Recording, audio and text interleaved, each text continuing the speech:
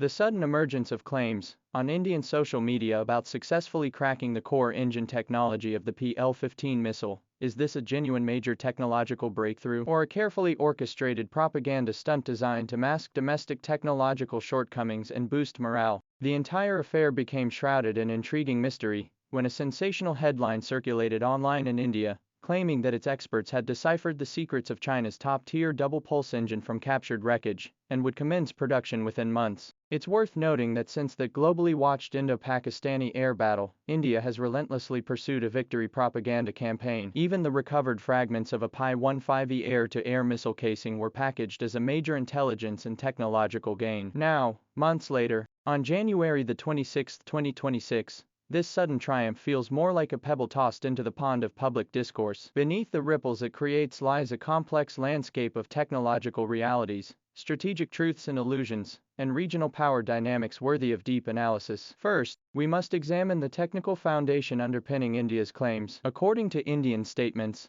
they claim to have completed analysis of the PL-15 debris, successfully deciphered its core technology, particularly its dual-pulse solid rocket motor, and even optimistically anticipate commencing production and testing of new propellants within 2 to 4 months. Yet, any observer with basic defense industry knowledge would strongly question this assertion. What India has obtained, at best, is debris from a crashed missile, likely fragments of severely ablated and deformed engine casings. The essence of dual-pulse engine technology extends far beyond a mere casing. It involves dividing the propellant into 2 physically isolated combustion chambers, separated by a nano-composite membrane capable of withstanding thousands of degrees Celsius, hundreds of atmospheres of pressure, and precisely controlling combustion transfer. The precise formulation of each propellant segment, the intricate configuration of the propellant columns, millisecond-level timing control between ignitions, and the accompanying advanced flight control and energy management algorithms, these constitute the true core secrets. Reverse engineering this information from a charred,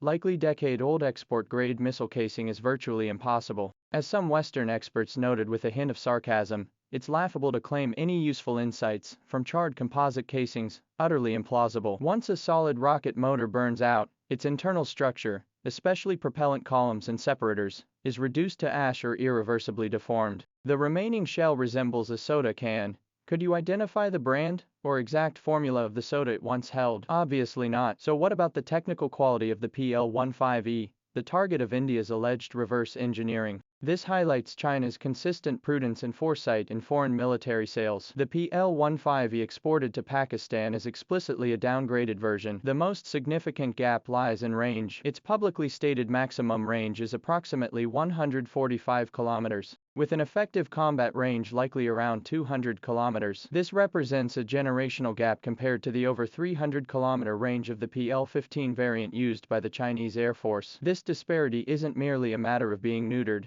It stems from differences in core technology. The domestically used variant likely employs higher energy propellant formulations with more precise combustion control, alongside advanced dual-pulse management logic. Consequently, even if India did extract fragmentary information from wreckage, it would represent a decade-old, deliberately restricted export technology, a vast chasm from China's current technological frontier. The indigenous version of the PL-15 employs a dual-pulse engine capable of accelerating the missile to Mach 3.4 during the initial phase, then sustaining or even increasing velocity to Mach 4.6 through a second ignition in the mid to terminal phase. This energy management approach, first sprinting to seize position, then supplementing energy to expand the kill zone, combined with its BeiDou navigation, two-way data link, active phased array radar seeker, enables revolutionary tactical capabilities such as fire and forget, launch, post-launch tracking, and dynamic ray targeting. This constitutes the key to achieving asymmetric superiority over Western adversaries in beyond visual range air combat. The wreckage acquired by India falls light years short of comprehending this complete system. Looking at India's own missile development capabilities, its claimed rapid conversion appears even more fundamentally unsound. India does possess some accumulated expertise in solid fuel rocket technology, such as the engines powering its Prithvi series tactical ballistic missiles, the Akash air defense missile, and the Astra air-to-air missile. However, its path to independent development has historically been fraught with difficulties. Take the Astra series air-to-air missiles, considered a source of pride. As an example, its latest variant, the Mk2, aims to extend range, but multiple test launches have encountered issues, including critical failures and secondary ignition. In fact, publicly available information indicates that the Astra Mk2 still employs a conventional single-pulse solid rocket motor. Its extended range is achieved through aerodynamic optimization and increased motor burn time, without overcoming the technical barriers of dual-pulse technology. India has long faced bottlenecks in developing proprietary formulations for advanced propellants and mastering their production processes. This is one of the core reasons behind the delays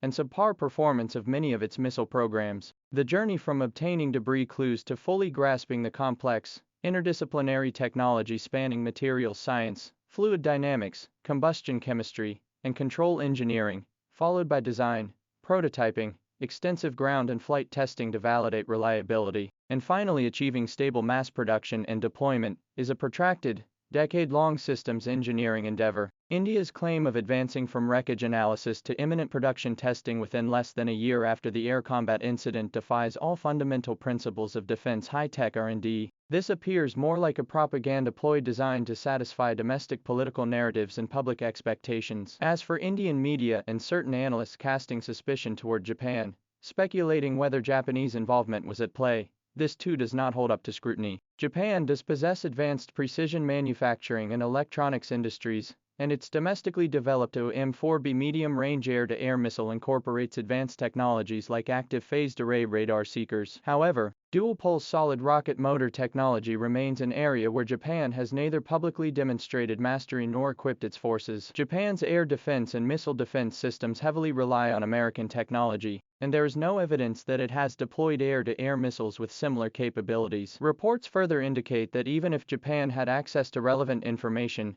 its internal assessments concluded that dual-pulse technology would be difficult to replicate. Therefore, the likelihood of Japan transferring a core engine technology, one it may not have fully mastered itself, to India in such a short time frame is extremely low. Such speculation appears more like an attempt to find an external justification for India's seemingly abrupt technological claims. Ultimately, India's high-profile announcement of this breakthrough likely stems from motivations extending far beyond the technical realm, rooted instead in domestic political considerations, military morale, and strategic propaganda needs. First, it extends and reinforces India's domestic narrative of victory following the Indo-Pakistani air battle. Elevating the acquisition of wreckage to a breakthrough in core technology significantly bolsters nationalist sentiment, projecting an image of not only battlefield triumph, but also major technological advancement, shifting attention away from domestic equipment development challenges. Second, it serves as a strategic signal to potential adversaries, demonstrating India's capacity for technological learning and countermeasures,